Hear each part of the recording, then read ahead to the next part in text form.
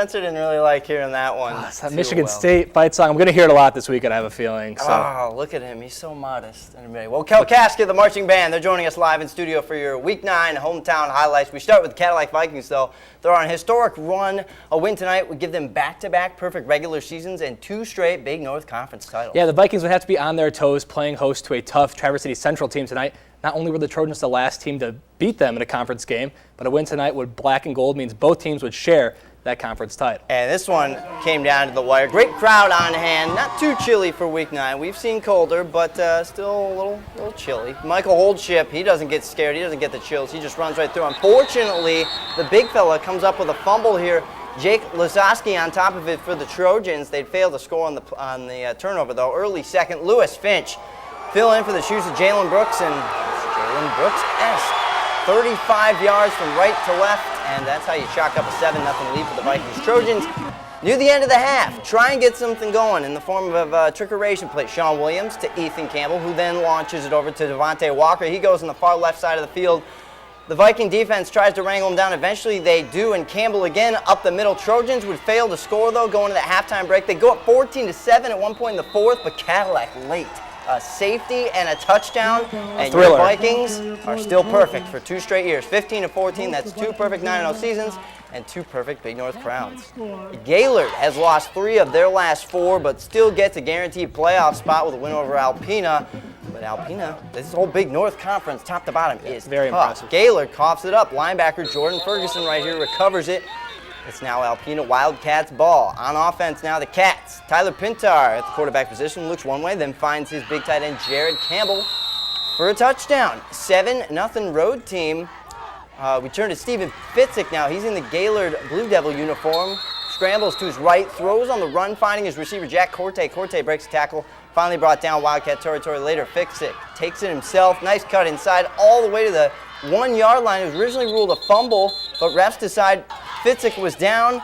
You know what, unfortunately was down, though? The Blue Devil community. They suffered a tough loss tonight, 21-9. They'll have to wait to see if they're a bubble team for Selection Sunday. Yeah, Boyne City can clinch a 9-0 season, first ever Northern Michigan Football League large division title over Grayling tonight, but the Ramblers haven't beat Grayling since 08 because of plays like that. Scout Tobin takes it this time, fakes the handoff, 10 yards, touchdown, 2-point conversion. It's 28-28 at that point, but Boyne, they will respond. Max Cooper passes it over the defender, Luke Sage, for the Rambler TD in those beautiful pink uniforms. 35-28 Boyne. Still third quarter. Vikings moving it again. Cam Subbers, 20-yard. Ooh, what a pass. 20 yards to Raven Tackett. First down and then some, but Boyne, they're going to get it right back. Cooper again with it under center. Hands to Maseo Vroman. This guy's got some wheels. He's going to cut. I think he's going to get it down. Busts it outside, turns on the Jets, cuts it back for a nice Boyne City touchdown. 42-28 at that point. And Boyne, your NMFL large division champs with a 55-36 win. A lot of big numbers. Math, not my strong suit. Traverse City St. Francis looking to pad the playoff resume, visiting Kingsley tonight. Stags in desperate need of a win to get to their 4th straight postseason. Stags played some tough D to start. SF looking for the corner, but won't get it. Colby Smith leading the way for Kingsley, but the Glads, they would have some success on that right side in the form of Gabe Callery. The sophomore running back somehow finds his way out of that pile. And he's off to the races, and no one's going to stop him. 64 yards later, it's 7-zip TCSF, and the Glads would not stop there. They're going to do a little through the air. Not typical St. Francis football here through the air, but how about a 40-yard TD strike? Joe Coates finds a streaking Joe Trucco behind the defense. Quickly 7-zip St. Francis. Stags, they would get some things going on offense, really. Daniel Gellis, he's been doing this all year. Kid's a great tailback. A nice run outside. Makes a couple of St. Francis defenders miss before being dragged down, but this one was all St. Francis from the opening bell. A second quarter score by Jacob Klingelsmith puts them up 21-0. They would get another one late in that half. They roll. 3rd straight shutout for the Gladiators. 35-zip. They win it tonight. Yeah, they're going to be a dangerous team in the playoffs. Playing good football right now. Seems like we say that every year. I know I said that a lot when you were in high school. And we shift now our focus to the Ski Valley. You want to talk about dangerous teams in the playoffs. 2 7-1 heavyweights going at it. Inland Lakes Joburg. Something's got to give.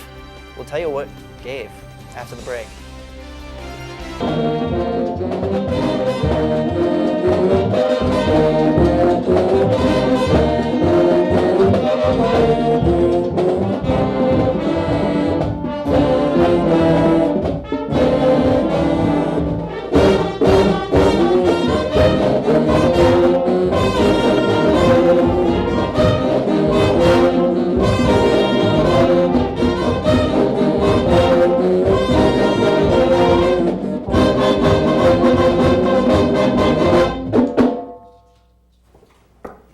Blazers. They're killing it tonight. They're on their A game. And they've got a bass player and like, what is that, there? bright red trumpet I see over there? They got all the gadgets. Well, they're ending week 9 on a high note, definitely high note. See what I did there?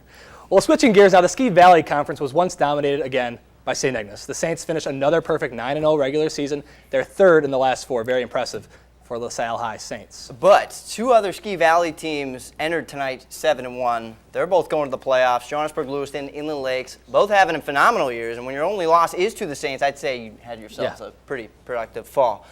Maybe the winner of this one hosts a playoff game next week. We don't know how the playoff points shake out, but it should be fun either way. Senior night, Daniel Flowers, let's go with the balloon.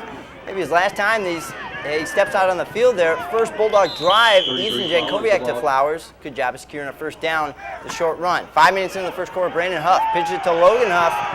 The Huff boys are at it again 20 yards later. It's a 6-0 Cardinal lead. 4 minutes left in that quarter. Flowers runs around the line for a 45-yard run, ties it up 6-6. I spoke too soon. I should have kept you all waiting in anticipation of what was going to happen. It was impressive. I was just so, he should have ran through the tunnel too, the dog pound there. Who let those dogs out? Later on, another 20-plus yard play puts him in good position. Huff breaks through the line and great position to score. And if they didn't score there, I'm sure they scored pretty much the very next play. The final score in this one, we're going to throw it up on your screen. The road team, 42-6. They win big tonight, sending a message to all those teams that are about to play them in the playoffs. Well, Mansalona would like to make it 5 straight trips to the playoff. The reality with the win over Gaylord St. Mary tonight. Already up 6-0 at this point. St. Mary quarterback trying to close that gap. How about 53 yards? He's going to get tripped up here. Shoelace tackle, reaches out, but they're going to call him down at the 1 yard. Got to win the Velcro. They would punch it in from there, though. 6-6. Mansalona comes right back with a big play of their own. Chase Wilcox has been doing this every Friday night. 79 yards and all that. He better run track because he's a speedster. He turns on the Jets. 2-point conversion makes it 14-6. And there were fireworks early and often in Mansalona tonight. St. Mary's gets it right back. Lakinski to Brandon Milbacher. 70 yards for the score. 14-13 at that point, but Mansalona, they would pour it on in the second half. 58-19 the final. That's 5 straight trips to the playoffs for the Ironmen. Ironman, that's your favorite Avenger, right? It is, yes. I think it is. My favorite's the Hulk. But right here we got Newberry going up against Sault Ste. Marie. The Indians hoping to get a playoff spot if they beat the rival Blue Devils. Sioux strikes first, though, in the very first drive of the game. Justin Fontaine, a gap, and an 83-yard punt return. He's dragged down before he can get across that goal line. But that's all right. Nicholas Lacrosse, he's got you covered. Buy him a steak dinner later on. 6-0 Blue Devils. Sioux would continue their control with 4 minutes left in the first. 27-yard passing play through the air to get in the end zone. 13-0. Now Newberry come back, though, get on the board in the second quarter. Josh Hood with an impressive catch there. Makes it 13-6, and then John Paramsky takes advantage of the 2-point conversion. Last we heard it was 13-8, but you know what? We just got a final in this one. 41-15, the Sault Ste. Marie Blue Devils win, making Newberry sweat it out for Selection Sunday. Well, the Northern Michigan Football League did crown one champion in our highlight show already, but they could crown another. That is, unless the Kalkaska band helped cheer their Blue Blazers on. We'll check and see what happened between the Blazers and the Norsemen, and more highlights coming up.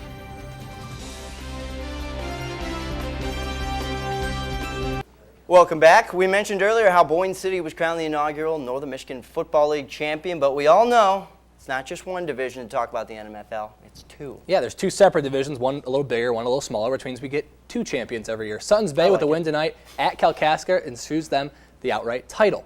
So let's go to the action. We got the Kalkaska band here. They were out there playing tonight. Norsemen, though, already up 17-6 at the start of the second half, and opening kickoff of the second half. Seamus McGill, he was looking to add more, and this is a touchdown-saving, shirt-grabbing tackle. He's upset, but the Norsemen, they would take over from there, and they would get it all the way down to the 2-yard line. Devin Capron connects with a wide-open Mason Rohrback. Rohrback. That guy. 35 yards later, Suttons Bay's knocking on the door. Some penalties would push them back, but they would get it right back. Eventually, near the goal line, Capron sneak. Suttons Bay would roll. They would win 36-6, and they are your NMFL Small Division champions for the 2014 season.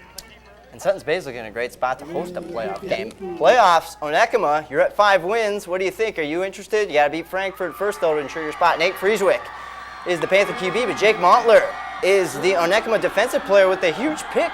And he's going? You can have yards after the catch, yards after the pick. Yep. Yeah, there we go. We just created a new way to describe a football play. Forget that. It was a bigger score at that point. Jordan Coe, fumble. Brendan Kelly on top of it for the Panthers. So Frankfurt not going away, but Frieswick, check this out. This is how serious Onekama is about wanting that playoff spot. John Acton spearing him like Goldberg into the sideline. Jack Coryell later secures the pick. 40-22 Onekama. 6 wins. Portagers.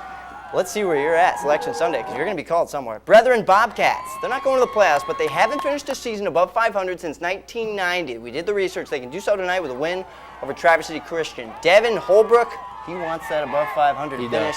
He shows you in every single inch of that hustle play. Believe us, he's in there. That's a good score for Brethren. That puts them up 7-0. Carson Camp to Connor Camp. Check out Connor Camp, 28 for the Sabres.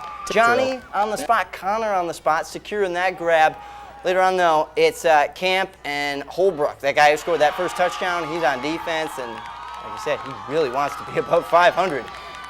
And we're going to close out the highlight. Where is Ben Waldo? I know where Ben Waldo is. He's right there. You see him, Spencer? Yep, there he is. That guy, 79. Is he the one in the end zone now? It'd be hard to find the real Waldo for sure, because he's getting in the end zone 61-0. Celebrating in Calvin, Norman Dixon, and in our controller, Master Control, Jim Gibb, a Brethren alum.